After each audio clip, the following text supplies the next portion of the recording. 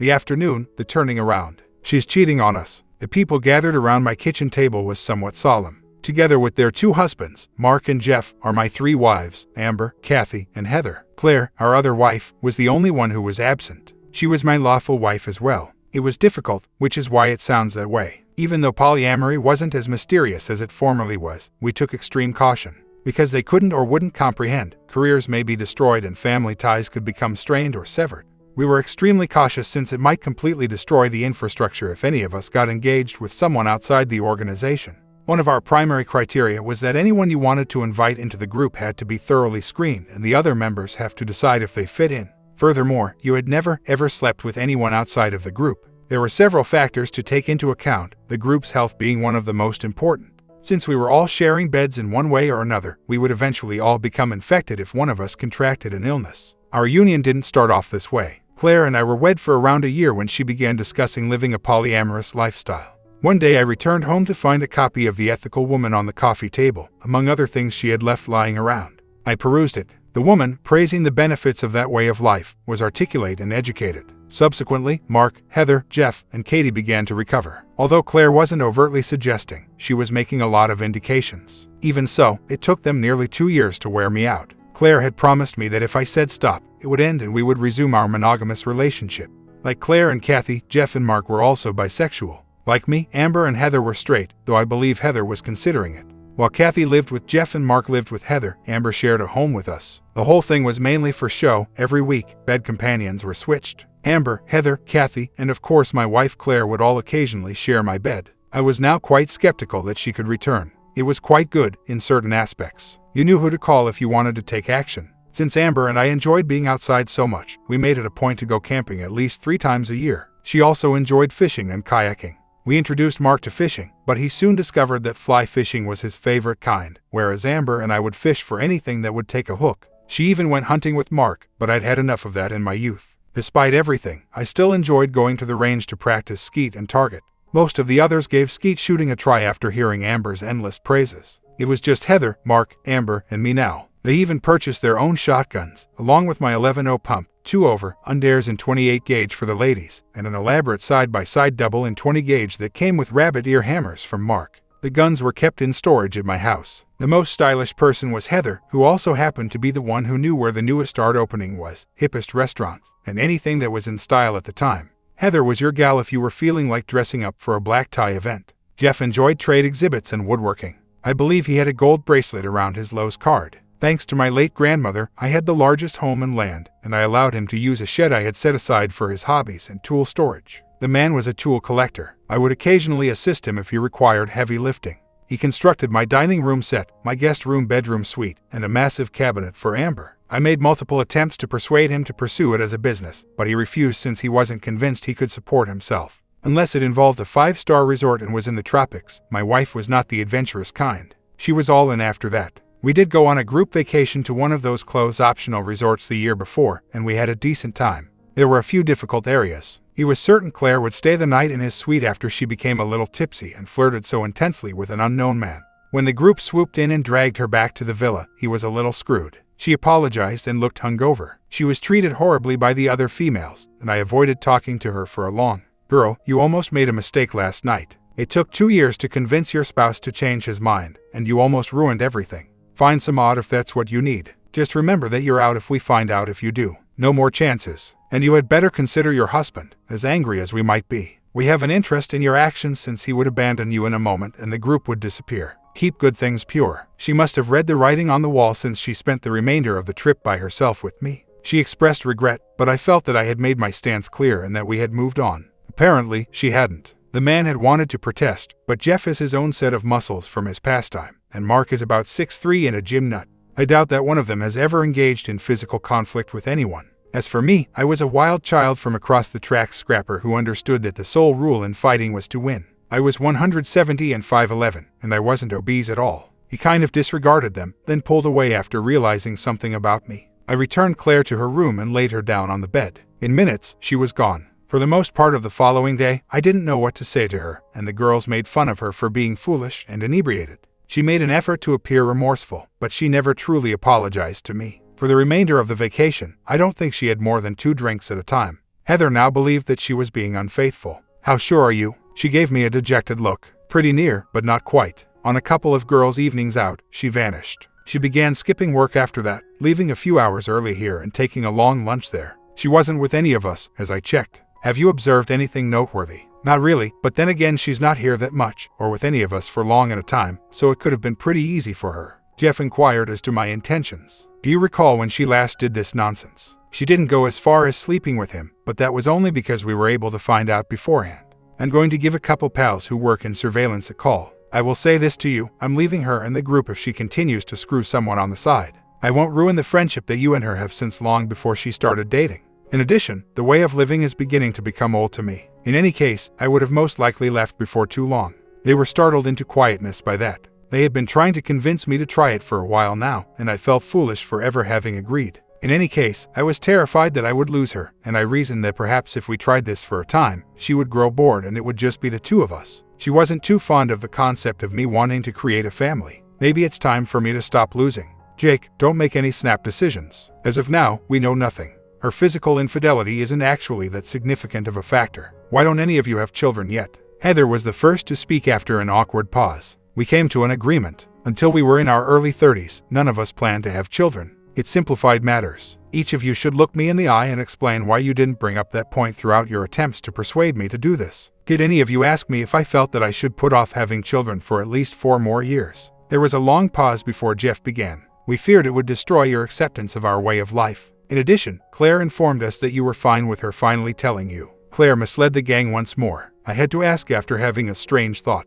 Tell me something, please. Was it going to be with your spouse or would it just be luck of the draw when you girls decided it was time to start a family? There was a long, awkward stillness that did absolutely nothing to improve my mood. At last, Heather raised her voice. After discussing it among ourselves, the females decided to start with our spouses. At that point, we considered sharing in order to get closer. They all gathered around, anticipating the explosion, and I did not let them down. Right now, sub, get out. Kathy and Heather had already made their way to the door. Mark gave off the impression that he was about to speak but held back. Jeff felt that I would be friendlier to him, but I'd always liked him best. Jake, please settle down. I was unaware that you were not part of the scheme. Though I doubt Mark was and I know I wasn't, based on their expressions. I assume the females knew. We'll head off right now and return when you've calmed down. Yes, but not in my opinion. Stay away. Avoid giving me a call. I'll give you a call if I wish. This weekend, I'll be spending time at my place by myself. I know Claire was meant to be with Mark this week, so tell her to keep going. Tell her that the dynamic has altered when she drags her bottom in.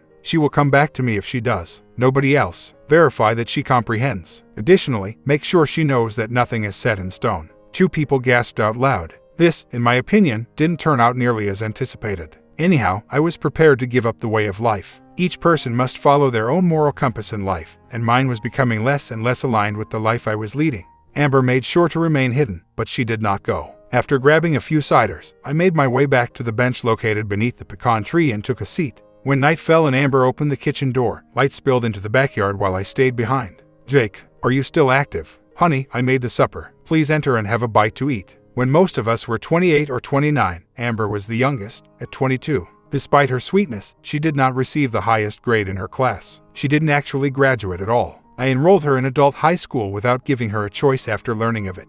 I believed that having the genuine thing was more essential than having a JED for her. She received coaching and mentoring from me, and the group as a whole rallied behind her. She thanked me specifically in her address as the valedictorian of her class. Her diploma displayed in a cherry wood frame Jeff had custom built for her. After I declared myself hungry, we ate in silence. After I finished eating, I thanked her and had a quick question. Among the group, you are the only individual without a spouse. Regarding the paternity lottery, where did you stand? After a moment, she looked down and then gave me the innocent expression I adored about her. I intended to have just one child. Yours. I was confident that you would never desert your child, regardless of what transpired in the future, including whether the group remained together or not, and whether you and Claire remained together, or her mom. Why me? Because, Jake, you're the best among us. It's you who takes care of everyone. When we had girls' night, every other female told me that you were the next baby by their husbands following the first. You know if I ever sleep with any one of them again it will be with protection, right? She let a tear fall down her cheek. I gave it a lot of thinking.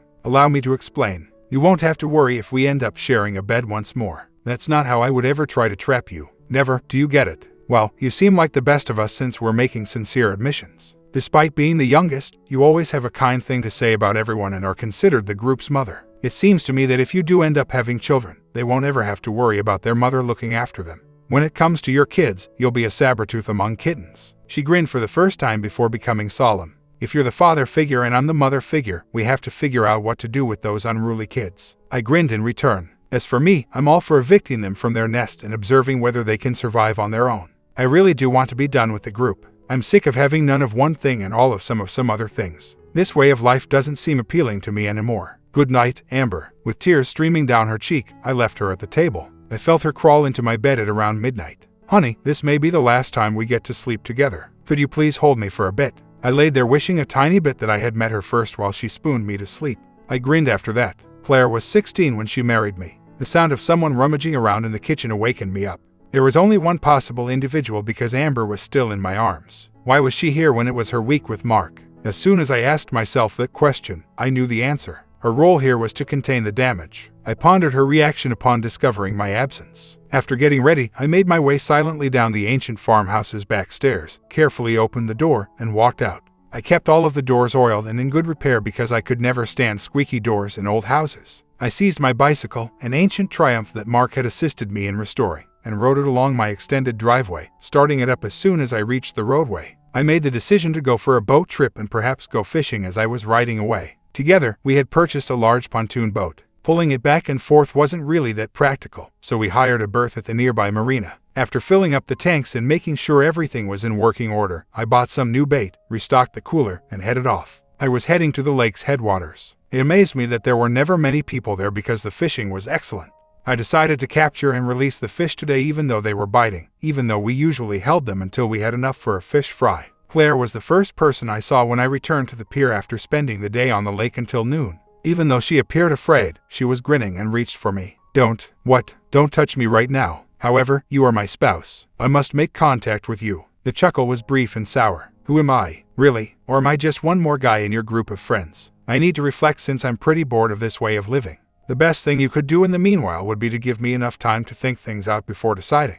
Please." Yes, that did indeed work. She was all over me, not giving me any space at all. I tried begging and crying, but it didn't seem to help, so I just stood there with my arms encircling me until she stopped. The iconic line was screamed out by her when she eventually backed away. "We need to talk. Roughly speaking, not only am I physically sharing you with 2 other men and a woman, but now you're going out and finding weird guys. How much connection is necessary in order to feel satisfied?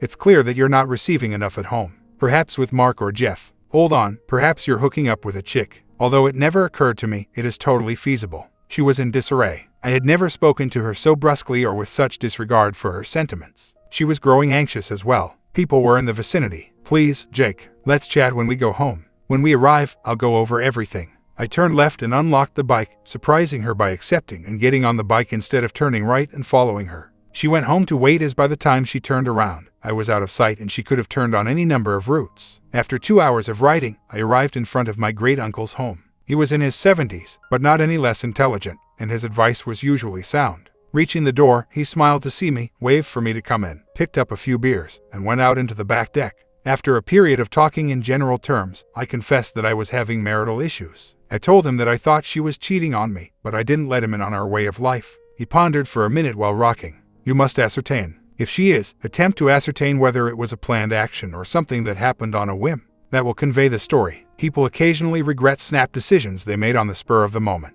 And occasionally, people decide to take a chance and make conscious choices. If an affair occurred, you need to find out if it's still going on and whether the cheater regrets their actions when you approach them. Finding out if they are regretting the affair or are just upset over being discovered is the tricky part." "When did you get so smart?" He smiled. "Wisdom comes with age. That in addition to years of expertise. Just that you're old enough to realize that pleases me." Before he spoke again, we sat in silence for a few more minutes. "You know, before to marrying your Aunt Clara, I was married to someone else. When I caught her, she was sneaking around with 2 separate men, so I threw her out. Not because I didn't care for her, but rather because her actions were calculated. It required preparation. Before I met Clara, I was single once more for 4 years. I believed that it was because of her that the sun and moon rose and set. She then cheated. I was shocked by that. I had never encountered a more honest and loving woman than Clara." He went on. "Given my past, I suppose you're wondering why we stayed together. It was a single, inebriated error. While I was away, she went out for one drink at a bar with her sister. Her sister stayed, they continued to drink, and eventually she found herself in the backseat of a man's vehicle. She tried to get him off her when she understood what she was doing, but he persisted until he was done, at which point he threw her out of the car. She told me, even though I can't begin to understand the grief that must have caused her. After leaving, she returned to her mother's home. Before we reconciled, we were apart for 5 months. As I mentioned earlier, she told me as soon as I arrived home that she had been drinking that one time. She never drank another drink once it got tough for a spell. She didn't talk to her sister ever again. Apparently, she enjoyed taking her buddies out and getting them so wasted that they ended up on someone's back seat. 3 women beat the living daylights out of her after jumping on her around a month after the incident. Ripped her scalp, broke her nose, and knocked out teeth. She was not quite as attractive as she had been before she recovered. After her healing, she moved away, and nobody is sure where she ended up. I cycled home after thanking him for the beer and the discussion. I wasn't overly shocked to see every automobile in the driveway. It seems like she raised the all-hands-on-deck alert. I concluded that this time was as good as any because I wasn't in the mood and later realized I never would be. Amber was the only person who would look me in the eye. She made me coffee and smiled miserably. Heather made the decision to begin. Jake, you can end there. The fact that you are here reveals the source of my issue. This was not meant to be a conversation between me, my wife, and all of her friends, but rather a serious one between us. Everyone gasped at the same time. Kathy appeared enraged. You know better than to be that crass. We're so much more than just good friends. We are siblings, lovers, friends, and sisters. We support one another. That's the only thing. You support one another. Nobody is only present for their partner. It's true that you're all acting in this way out of a fear of being by yourselves. You don't really have a strong foundation. It is merely moving sands as you hop from one to the other. I exhaled. I am aware that I have no authority to condemn you. I mean, I used to be one of you. However, when I got back here, I made my decision and realized it had been brewing for a while. I'm not content right now, and I won't be until it's just the two of us. Someone who, should I irritate her, can't just go off and find someone else. I think that's a big part of it, annoying each other while knowing you have to stick together and handle it. You can't mean that. I gave Claire a quick glance. Claire, how many nights have you spent in our bed this month? Enough. To whom is it enough? Not me. This month, you have spent 8 days at home, or at least where you should be, and today is the 27th. It would only be 11 out of 30 even if you spent the rest of the month with me. That isn't a union. Not to me, anyhow. But we had commitments. First and foremost, we owed each other commitments. Do you recall those? Perhaps there would be some resonance if I and a preacher were to stand in front of your friends and family. We've previously talked about this. That kind of union is archaic. Our marriage will become commonplace and be accepted in not too many years, with no one passing judgment. They most likely will. However, choice still remains even in the case of mass adoption. What occurs if a couple declines to adopt the lifestyle? Are you going to compel them? You are all aware that won't ever occur. Perhaps when dinosaurs like myself go extinct in the future. That seems like it will be a very, very long time in the future. Heather voiced her viewpoint. Jake, we all love each other. I love you as much as I love Jeff and Mark. It strengthens us. Have you ever heard the phrase divide and conquer? We've been spending time with other people in precisely that manner, overcoming every challenge that couples face. When you slept with your lovers, did you ever think, I'd really like to be in my own bed with my own spouse tonight? And that's all we are, in spite of all the pretentious labels. We are in love. We may be fond of one another, but we don't truly love one another, at least not in the way I define love. Protests started right away. I just let them go on until they lost interest. I turned around as they wound down. Jeff, this is for you, Mark. Could you allow it if your wife approached you now, right now, and said they were tired and wanted to be exclusive once more? Since you enjoy sleeping together and are a little different from me, I'm asking. Even though you knew you would never have a decent guy again, could you still lie next to your wife every night without dreaming of one? How about you, Kathy? Even though you knew you wouldn't get to experience a woman's touch for the rest of your lives, could you sleep with your spouse just and not dream about it? Mark eventually broke the long pause by saying, but we don't have to. I'm content with the state of affairs. Everyone is satisfied and receives what they desire. Heather appeared to be lost in contemplation. I believe I was making suggestions she had never thought of before. I looked across at Amber. Where do you stand in all this? I just have 1 + 1. I have no stake in this dispute. You guys were friends with me while I was lost and bewildered, which is how I fell into this. I've been considering moving away for several months now. If I find a partner who truly wants me, we could even have children. Though I don't have a clock on my clock, I believe being a mother would benefit me. I believe I was the only person who wasn't taken aback. Although Amber was young, she was not a fool. None of this would have happened if your wife could have kept her legs closed. Heather made a valid argument. Claire appeared a touch pale as I looked at her. Hey, how about that? Have you gone out to recruit recently? We won't ever be husband and wife again if you lie and I find out. You had best be honest with us if you want to stay with me. She shifted about for a moment. It was insignificant. I assumed that dumb fling would not hurt anyone. I'll put an end to the relationship. You needed to go look for someone even though you had 3 men and a woman at your disposal. How many individuals are required? Mark sent this, and he seemed pretty angry. You've made us all look bad. What happens if you get a little something and you have to tell medical professionals who you've been sleeping with? One of the reasons we keep to ourselves when we go out in groups is because this is a tiny town. Everything that anyone observes may be explained away as just a bunch of old friends having a good time and casually flirting. How long do you think it will take someone to start wondering whether we show up to get tested?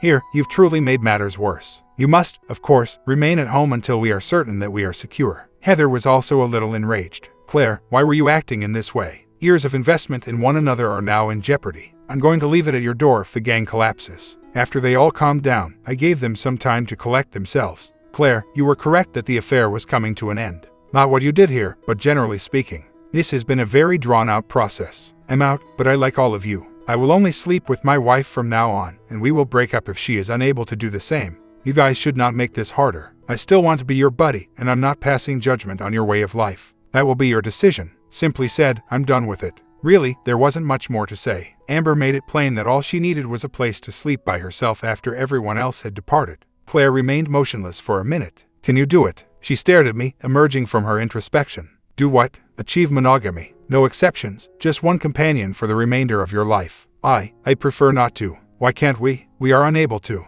I had a gut feeling when we set out on this adventure that this was how it would end. I truly loved you, though, so I tried. But it wasn't enough, no matter how many partners you had. You'll give it your best, and you probably will for a little while, but eventually the temptation will get the better of you, and you'll revert to your old behavior. Just so you know, while I do not criticize others, I do judge you. You are a body without a faithful bone. You seem to be having fun even before we joined the group, in my opinion. Let's just proclaim it accomplished and save ourselves the agony of trying. She was struggling to understand what I was saying. For a brief moment, I worried that she would become quite breathless, but she managed to regulate her breathing. Claire made intermittent attempts to engage me during the evening, but she came to the realization that I was done by bedtime. That night, we didn't sleep together. Her bedroom was Amber's. Before fatigue eventually drove me to sleep, I laid there trying to figure out how my life had come to this. The following morning, I began assisting her as she was getting ready for breakfast. It was comforting in a way, and it's hard to break old patterns. We ate in relative peace until she announced she had to run some errands and had to go.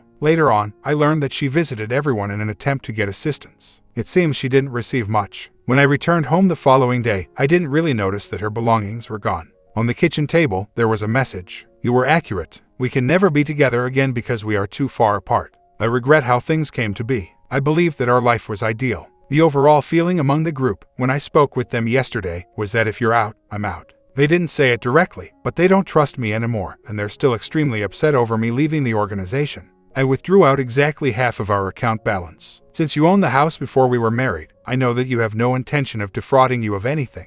I would want to ask permission to take some of the furniture and other souvenirs that I couldn't fit in today when I move into a new apartment. I shall adore you forever. Who knows? Perhaps in the future, Though I doubt it, it's a pleasant fantasy. Claire. On Wednesday, the gang arrived. To get permission, they had called ahead. I welcomed them since they were still my pals and, aside from the obvious, none of this turmoil was their fault. After a long conversation, everyone apologized. Jeff promised to have his tools out by the end of the weekend. Why, you're welcome at any time, still. You're all of it, similar to friends without advantages. That, I believe, calmed them all. Amber sat at the table with me as we cooked a dinner together in the end. Can I come home now? You certainly can, but we're not going to share a bed. I'm still thinking things through. I want to be in my own bed, even though I already knew that. Call me if you need me, even if it's simply to cuddle. We never shared a bed until she stayed for an additional 4 months. Strangely enough, I thought it would be unethical to have slept with someone before getting a final divorce. Amber believed she would be content in the charming small apartment she discovered. Mark and Jeff stopped by to assist with moving her bedroom suite. The only thing she regretted was leaving the armoire Jeff had built her. It simply wouldn't fit in the flat due to its size. I promised her that we would make sure she got it as soon as she moved into a bigger apartment, got married, or simply moved in with someone. In 5 months, I had my divorce decree. Nothing like yelling tirades, drama, or arguments over property. It was all quite polite. Simply sign here, sign here, sign here, and you're officially divorced. Naturally, the group banished her, and I casually wondered what she was doing to bond. However, then I recalled how gorgeous she was and how playful she had been even before the divorce, so I doubted that she was lacking in male companionship. Or female, in any case. A year later, Mark and Kathy got divorced for reasons that I'm not sure of. One day, I questioned Jeff about whether he had joined up with anyone else or if they were now forced into monogamy alone. He smiled. This town is larger than you may imagine. Right now, Heather and I are seeing 2 other couples, and one of them has shown interest in our way of life. Though we're moving extremely cautiously and carefully, things appear hopeful. Well, that's good for them. Regardless of the route they choose, everyone is entitled to contentment and pleasure. Jeff and I bought out Mark's portion of the yacht after he left. One morning, when we were supposed to go fishing, he called to ask if he might bring a couple of pals. I didn't object because I knew they were a part of his new group. Fred and Bill were good gentlemen, but they were terrible fishermen. After giving them a fishing 101 lesson, I took Bill and Jeff took Fred, and by the afternoon, they were able to hold their own. They made some insinuations about my past, which Jeff had shared with them, but I informed them that I had moved on from that way of life and that, in addition, I was single. Fred seemed to be open to making an exception based on the way he was staring at me. Following their friendship as fishermen, they arrived at the farm, if you can call the 15 acres that remained from the original plot a farm.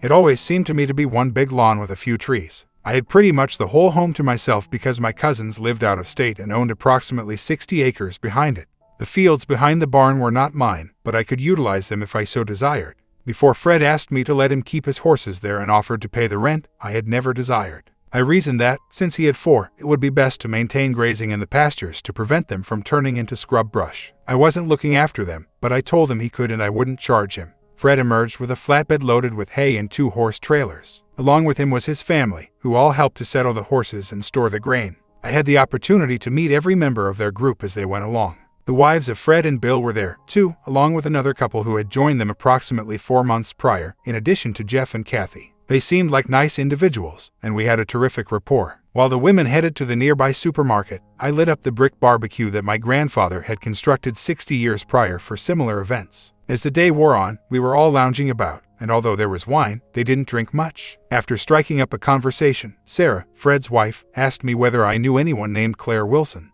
I was only married to Claire for 6 years of our marriage. She moved gone as of the last I heard. Did you know why? Not really. It wasn't until later that I found out that she had moved. If it's the same person, and I think it is, would you like to know why she moved? Not if it makes me feel down. Despite our parting ways, I hope she's doing well. At the conclusion, there was no animosity. We had just come to a fork in the road, at least for me, and I turned right while she went left. She got married again after you did, and she and her new spouse belonged to a group I was involved in. They vanished within a year of their arrival. They weren't really like us, they were more swingers than polyamorists, in my opinion. When they gave us a small gift, it went too far, if you understand what I mean. Although it wasn't really terrible and could be treated with a few injections, the humiliation of having to go through it led us to vote them out. It wasn't warmly received by them. That was the last straw for the group. A few months later, we met Jeff and Kathy, who had brought in Bill and Martha. Our relationship has lasted for 18 months. Our newest members are Stan and Chloe. Do you ever miss it? Please tell me. I do, believe it or not, occasionally. Not so much the bonding, though that was fantastic for the most part, as the sense of being a member of a close-knit community of people you could always count on. It appears that you folks have that, and I'm glad for you. Simply said, I'm done with it. She smiled. Well, if you ever change your mind, I have a sister. You'll be the first one I call. She provided me with some additional information that evening as they were departing. I have another item I need to tell you about Claire. Before learning more about the kind of guy you seem to be, I wasn't sure. Claire went out with her hubby to hang out with swingers, a sizable bunch. When a new woman arrived without her husband, things became out of control. When he grabbed her and burned the gang to the ground, he was not happy. He uploaded recordings and photos to the internet. Several of the group's heavy hitters suffered career-ending consequences after being exposed. Claire was brought in by her new husband, and things quickly became awkward between them. They divorced because of the extreme pressure. Claire moved back home, and you should know that. During our conversation, I learned that she attends both group and intense therapy sessions. Addicts who bond. She appears to be getting better. I just wanted to let you know in case you happened to see her. After they went, I gave that some thought. For Claire, addiction was physical. When I looked it up, the profile matched. I wished her well, but I'm not sure if she can get well. Amber visited me and brought the same news. We remained in communication, and one day she gave me a call to ask me a crucial question. Will I lead her through the aisle? She looked stunning in her gown, and as I stared at her, I couldn't help but wonder where the timid and unconfident youngster I had known had disappeared, to be replaced by a polished and capable young lady. Her spouse appeared to be a kind man who was fully committed to her. Soon after their marriage, they gave birth to a young daughter who was adorable and well-mannered. She brought him outside one day to show him the armoire and see if it would fit in her home. We measured it, and based on his speech pattern, I was skeptical about its fit. After seeing the horses, the baby threw a fit, so I brought her down. As the horses crowded the fence, she retreated tightly against me. I believe she relaxed and started caressing their noses and laughing when she realized they weren't going to eat her. I led her out into the meadow and placed her atop Molly's back, an elderly mare whose kindest nature I had ever witnessed. As she laughed, I managed to get her to take a few strides. After we emerged, Amber attempted to scowl. Now all I'm going to hear from now on is that she wants a horse. Well, I got plenty of pasture. Bob, her spouse, chuckled and promised to reconnect with her after a decade or so. Baby Belle informed me about seeing Claire when she went to sleep. Jake, I nearly didn't recognize her. She appeared to have gained 30 pounds, and her attire was not flattering. She played with Belle as we had coffee after I welcomed her to the house. You know, if we had stuck to the plan, I'd have one almost that old now. She inquired if I had stayed in touch with everyone, and I replied that I occasionally saw Jeff and Kathy. Where were Mark and Heather? I had no idea. When she inquired about my recent sighting, I said that we remained close and that you had escorted me down the aisle in addition to serving as my child's godfather. When I informed her you were doing well and she should come see you, she started crying. She did not know if she was welcome. I gave her your new number and advised her to give you a call, not sure if she was fishing or not. Has she contacted you yet? No, but she doesn't need to be afraid. Though I hated what she became, I don't hate her. For now, it's all over the bridge. I'm not interested in dating her again, but I can put up with her in social situations. Encourage her to stop by if you see her again. Make sure you convey my words to her. I don't want her to visit with preconceived notions. When they returned 3 weeks later, Claire was with them. Amber was accurate when she told me that she had dropped some weight and was grinning more before they arrived. Her eyes still had a lot of lines surrounding them. Belle threw a tantrum when she spotted the little pony, which is why I dragged her down to the stable. Amber wasn't sure if to laugh or voice her displeasure. In case you were wondering, no, I didn't go seeking for a pony. Jeff had to get go of his horses and a friend who was moving out of state. In order to allow himself time to locate a location to board them, he called me and asked if he could bring them here. Upon relocating to New York City, he inquired Fred about finding suitable homes for the horses, as boarding them was nearly as expensive as renting an apartment. The two new acquisitions are the gray gelding and the white mare. You guys desire an equine. I noticed Claire's first smile since arriving while she was caressing the white mare. Belle was brought back to the home by Bob and Amber, who then left us alone. How come you haven't remarried? I still haven't found the right person to marry. What say you? I've heard that you and your partner parted ways. I regret learning that. Since you moved back, have you dated anyone? Not at all. I believe I'm going to wait to enter into a relationship until I'm in a better mental place. I am aware that Amber informed you that I was receiving counseling and the reason for it.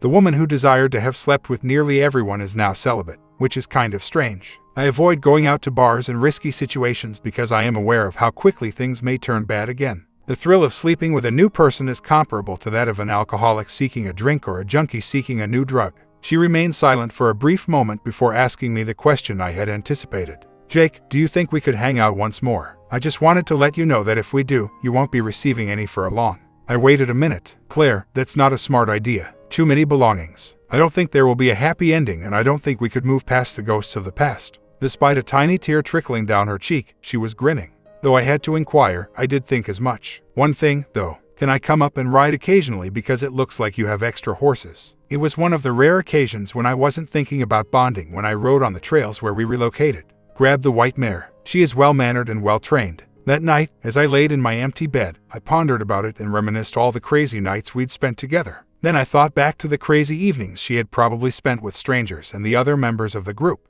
The following week, to my astonishment, she came out. It wasn't until I noticed her car outside the barn that I realized she was there. After riding for nearly an hour, she got off. If I had some free time after a few weeks, I would mount the gray and go for a ride with her. When he had first arrived, the gray had been wary. Jeff stated he had very little training and that his friend had not kept him for very long. I turned him into my project and researched books and followed lessons on YouTube. We became friends quite quickly after I made mistakes and learned from them. Most people avoided him since he still found it difficult to let others ride him. During those rides, we had more conversations than we had during our entire marriage. Though we would never be in love again, we did become rather close friends. She came out with another woman one day. She seemed a little older and rigid in my presence, but she softened after observing our interactions. A month after we first met, Polly, as her name was, showed up by herself. I would like to discuss something with you. Claire and I are starting to feel something for one another. Do you believe it will succeed at all? I think you ask her and not me. I know she really likes you. Do you know her history? Most of it. She says she's changed. The question is, do you think she's changed and are you willing to risk it and find out? I think she has, and I'm willing to invest myself enough to find out. Believe it or not, this isn't why I came out. How many empty stalls do you have? Can I rent one? I know we can ride yours and you gave the mare to Claire, but I want one of my own. If you're willing, will you help me find one? I took a moment to consider it. 75 years ago, my property and home were a part of a massive dairy farm, and my barn was vast. A local historian once told me it was the largest in the county when he came out. It was not going to be a problem if stalls were vacant. No, but only because I'm not the expert you need. Let me introduce you to my buddy, Jeff. I gave Jeff a call and laid out the circumstances. He was not sure if to laugh or lose it. Let me get this straight. You want me to find your ex-wife's lover a horse she can keep in your barn so they can come up and ride? You're one cool dude, brother. Count me in. When Jeff and Kathy first met Polly, they clicked. They quickly became a part of our group, albeit merely socially. On Saturday mornings, everyone virtually always ended up at my place to clean stables and for a short ride before leaving to go about their separate lives. Every now and again Amber and Bob would appear, and the women would swoon over Belle. Given that Kathy and Holly became pregnant within 6 months, I believe it set off their own nesting instincts. There was this woman I was seeing, who I really liked, and sometimes she would come over. She didn't appear to like anyone, notably Claire and Amber, but we hadn't told her anything about the dynamics of the group. The fact that Molly and the other horses didn't like her, and that the old girl adored everyone, is what unnerved me. After about 4 months, we decided that our aspirations for our lives were not the same and parted ways. Belle was 4 years old at the time and had her own small saddle. I would not allow her to mount up until she was wearing the helmet I had given her, which had a neck protector. Bob searched for a small enough equestrian airbag, but was unable to find any. If we rode slowly, we would allow her to accompany us, with one of us always carrying a lead line in case of need. Halfway through the ride, she almost always fell asleep in front of someone, typically me. She was astonished that Polly was the one if not me. There's a picture of Belle, Claire, and Polly cuddled together in a hammock on the nightstand next to their bed.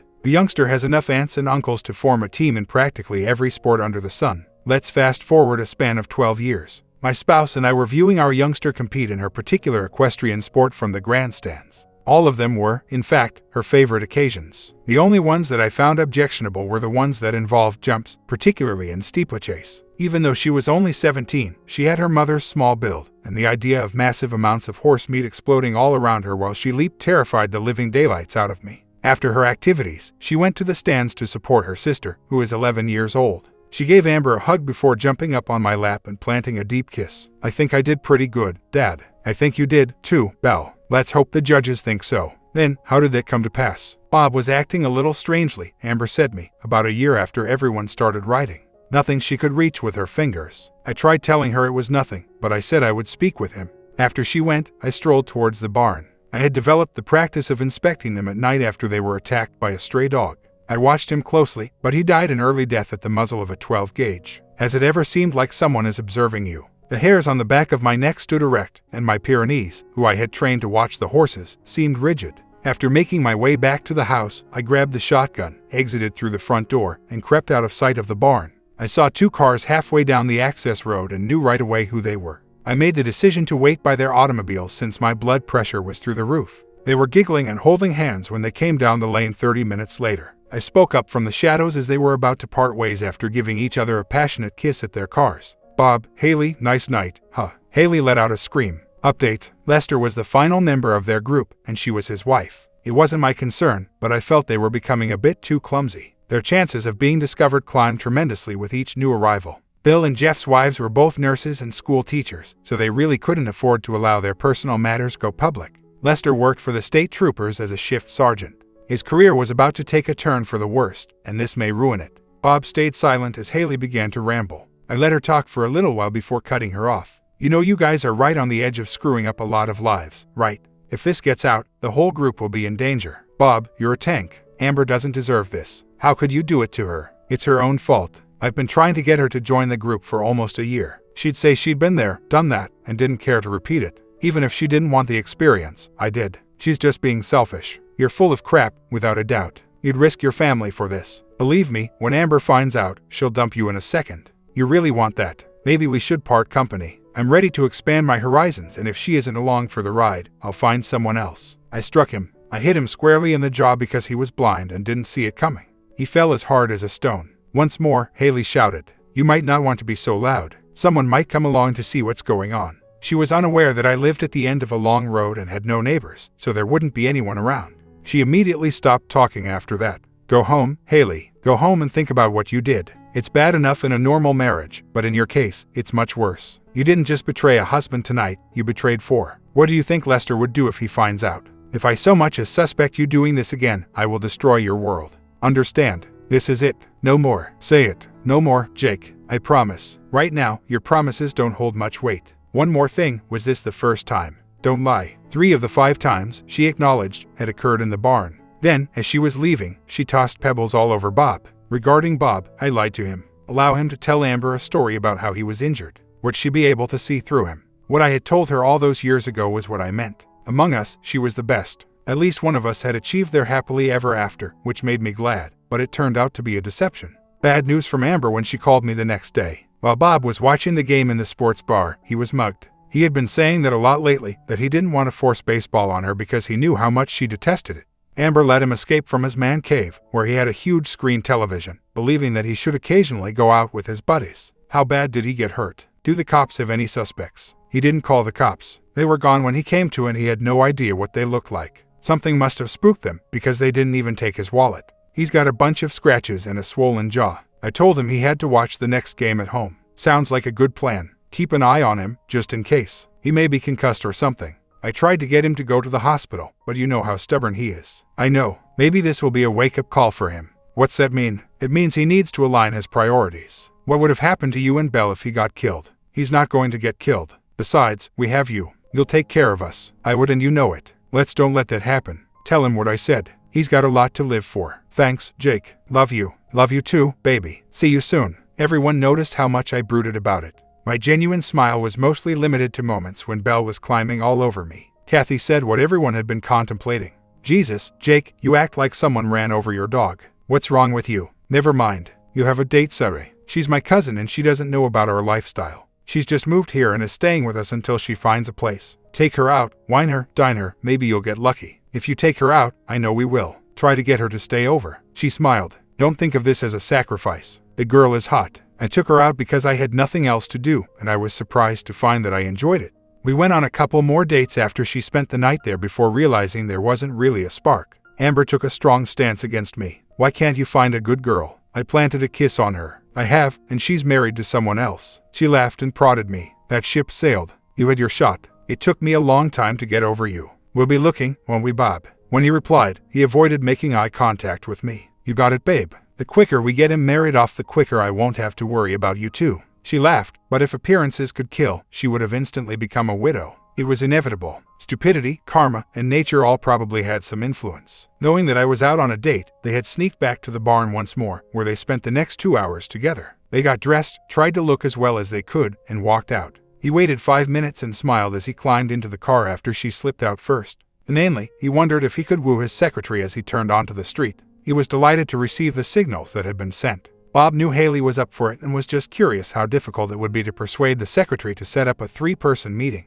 As the police lights turned on behind him, he pulled over politely, not sure why they had stopped him. Perhaps he was missing a taillight. Even though he found it strange, he followed the instruction to place his hands outside the car. The trooper approached Bob, shining his flashlight in his face. Could you just take that out of my eyes? I am unable to see. Of course, sir. His eyes still blinded by the flashlight beam, he never saw the stun gun. The voltage hit him hard and he lost control of his bladder. Humiliation was the least of his worries, because he was dragged out of the car and worked over by an asp, a wicked piece of highly flexible metal wrapped in leather. Bob could hear his bones crunch as the man worked it in a professional manner, knowing where to strike to inflict the maximum amount of pain. Finally, he was pulled up by the hair and he almost passed out from shock, the agony forgotten. Trooper Sergeant Lester put his face down to Bob's and told him how bad his recent choices had been. The man laughed as he let go of Bob's head and it bounced off the pavement. Then the asp flashed in his hand. Land. He had no clue how long he'd been lying there, but he had to wait for someone to come along. The road was rarely used, especially at night, before the local sheriff's deputy noticed him and phoned the emergency medical technicians. The ambulance driver was taken aback by what he saw, having served time in Afghanistan and witnessed firsthand how they interrogated prisoners. He knew this man had been worked over by a professional. His elbow was smashed, his left leg was broken, his right ankle was broken, and his left hand was broken. Whoever had done this knew how to bring the pain, and strangely enough, they had not even touched the asp. Though one eye was swollen shut and the glove print was still on his face. Even with his hardened exterior, he nearly lost his food when they noticed the blood between his legs and chopped off his pants.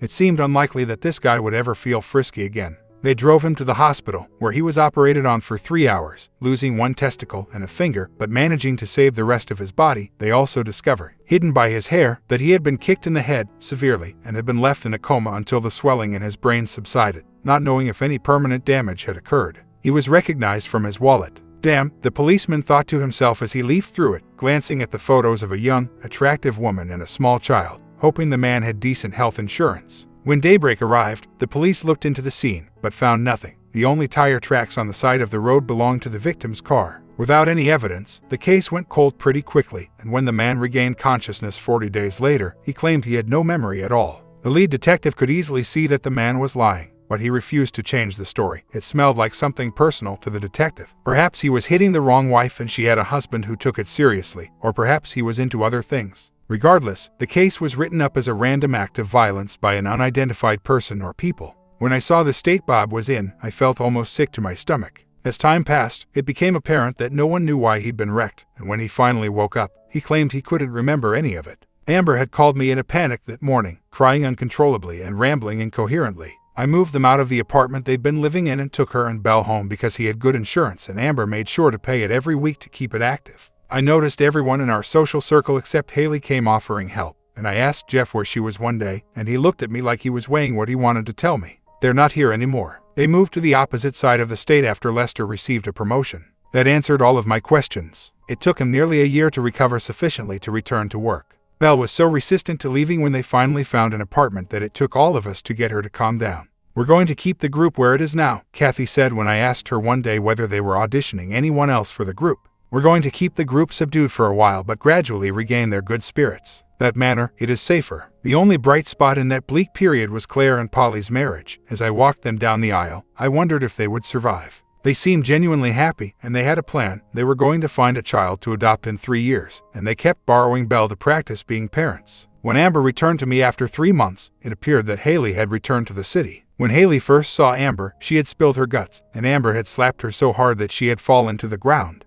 That day quickly became extremely unpleasant as Amber stormed into Bob's office, finding him and his secretary in a compromising position, with the secretary on her knees giving him a hard time, and Amber slapping her so hard on the back of her head that she nearly lost her teeth. When Amber left, leaving the door ajar, they were both lying there. Everyone on the floor heard the yells and screams, and some had gone to investigate, among them the vice president, making Bob's already bad day much worse. I put them back in their old rooms after Belle was grabbed by Amber and she ran to me. Bob's day continued to deteriorate. The secretary claimed compulsion and behavior, which essentially made her bulletproof, so Bob left and she stayed because the vice president was going to terminate them both. He made an effort to apologize to Amber, but she was not willing to accept forgiveness. At last, he lost his cool and stated that there wouldn't have been a problem if she had simply returned to her previous state throughout our time together. He issued her with a command: either join a group or he was going to leave her. She nearly started crying from laughter. "How could you abandon me? I have already departed from you, so to speak, like dust in the wind. I wish you luck in finding a taker." Most groups exchange important information through their own underground channels. Not a single group in the state won't know who you are by the end of the week. In addition, joining typically requires a partner, but you don't. Under irreconcilable disagreements, I'm filing.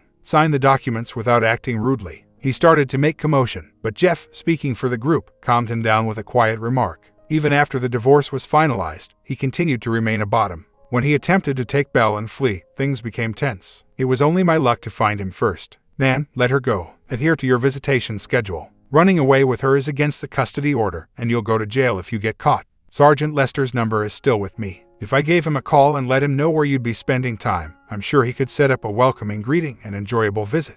Belle raced into my arms, and the wind fell out of his sails, leaving him to sit and cry. She had loved him, but she sensed that he had changed after the beating and the turn his life had taken. Without leaving a forwarding address, he left town. I had detectives track him down prior to the nuptials, threatening to release him from child support in exchange for giving up his parental rights. I smiled at his attempt to support me. "You run the risk of going to jail for a short while if you are unable to pay off your arrears, and the amount you owe will only increase. If you're imprisoned for a significant amount of time, I could probably convince the judge to revoke your rights. Accept the arrangement." He accepted the offer. I attempted to despise him for the things he had done to his family, but all I could muster was sorrow for them all. What then guided us along the aisle? Belle was the first to get involved. She used to run into my room during her nightmares and get into bed. I would just give her a hug and turn in. Amber grinned when she first spotted us and felt she was worthy of a cuddle around the 4th time. Out of 7 nights, they ended up in my bed roughly 4 times. Nothing occurred between us. I didn't feel the same way about her marriage at the time. She was still in grief. Before they became accustomed to spending the entire night in their beds, it took them almost 5 months. Amber had really set hours, but I worked for myself and could set my own schedule. Belle relied heavily on me to prepare her breakfast, make sure she was at school on time, and pick her up in the afternoon. A friend of ours, typically Claire or Polly, but usually both, would handle things if I was unable to. That was a bad idea since they would keep her captive until practically bedtime. It was finally time to establish and abide by guidelines. It was only when she came out front to be picked up with a small friend that I realized I had been promoted. I had the windows down so I could listen for her, and it was warm. I overheard the girls conversing. "Which one is your daddy?" She gestured at my SUV. "That one." I got out and helped her in, holding her up and planting a huge kiss on her cheek, all in a big show. She gave me a hug in return, giggling. That evening, after Amber had gone to bed, I informed her what she had said. All she did was pat my arm with a smile. A while later, I felt a slip in my bed.